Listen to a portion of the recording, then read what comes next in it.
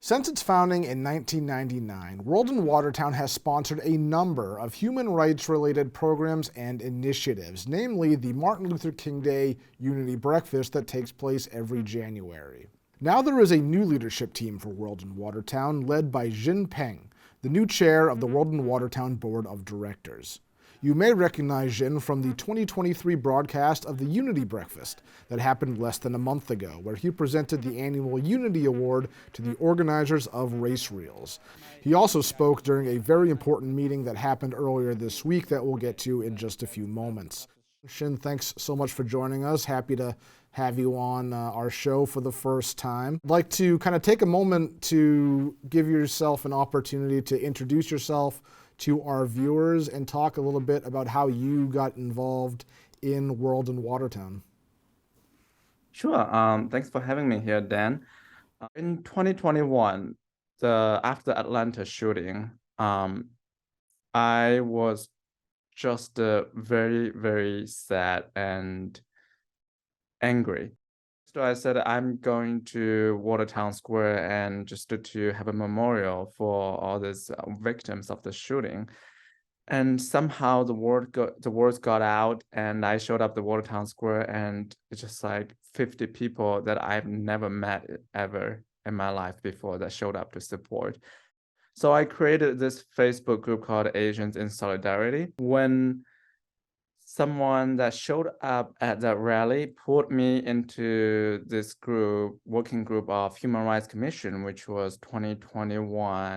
It's been almost 2 years of ongoing efforts in this group of very people from various different background, different education, different culture, very diverse group, and people just to share the different opinions, perspectives. Um, and in 2022 December, we decided to merge with World in Watertown.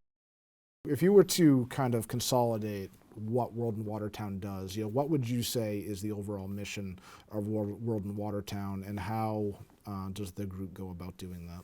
This is a civic organization that founded to protect and promote non-discriminatory practice in Watertown.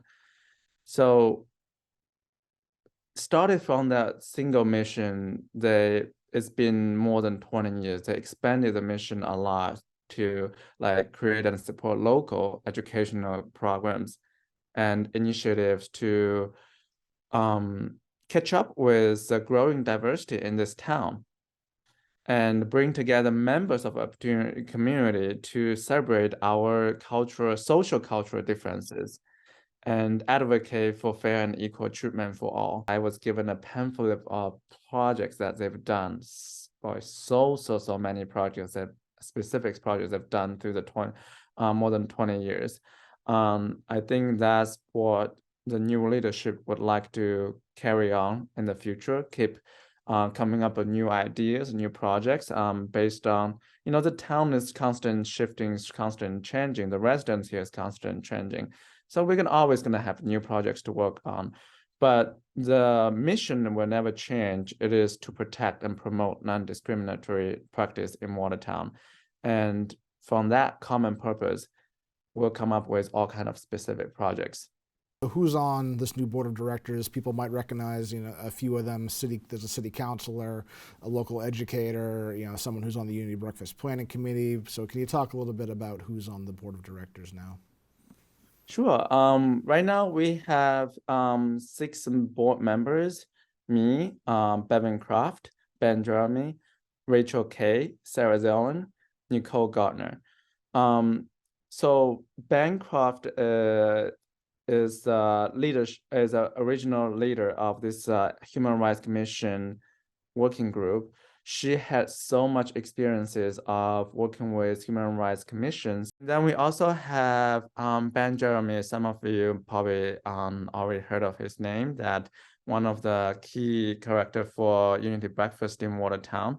Then we also have Rachel Kay, who has a PhD in educational research and measurement from Boston College. And then we also have Sarah Zellen. She has fighting for diversity and inclusion is basically her day-to-day job. So compared to many others on the group, they have a lot of professional experiences and knowledge when it comes to how a human rights commission should be established and running in Watertown. And last but not least, Nicole Gardner, our counselor of District A, she's been just wonderful, putting things together, connecting people together.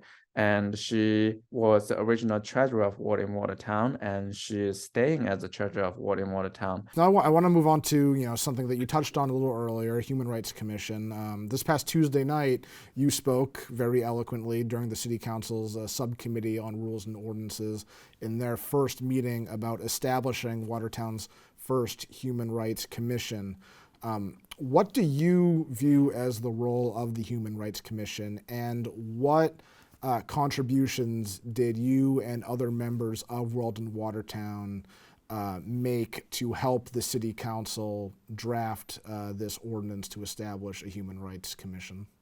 What we envision about this Human Rights Commission is not just a place that people go complain when this incident happened. And of course, that's important. But there will be many other functions like Human Rights Commission will be able to collect the data to show us, we want proof to see how we were doing as a city. And right now, we don't have a good place to collect all those data, from people's report or from, all kind of people call in or email or other kind of report.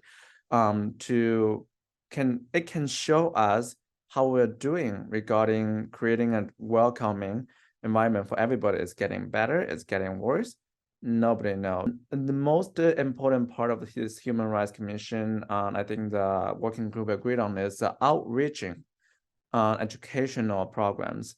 It's not so the educational program is targeting not just to the general public of Watertown residents, Watertown residents, but especially those historically underrepresented groups, to encourage them to voice up for themselves. What contributions did members of World in Watertown make in helping the City Council develop the Human Rights Commission ordinance? During these 2 years, we've done a lot of research and reading articles and interacted, interviewing neighbor towns that represented from other Human Rights Commission and Massachusetts Human Rights Commission coalition. So all those information we combine, we come up with this memo, and we present it to Councillor John Gannon, and based on which he was able to come up with this draft of ordinance.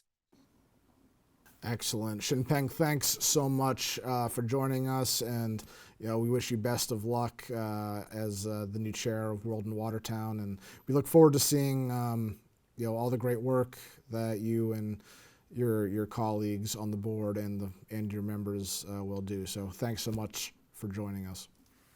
All right, thank you, Dan.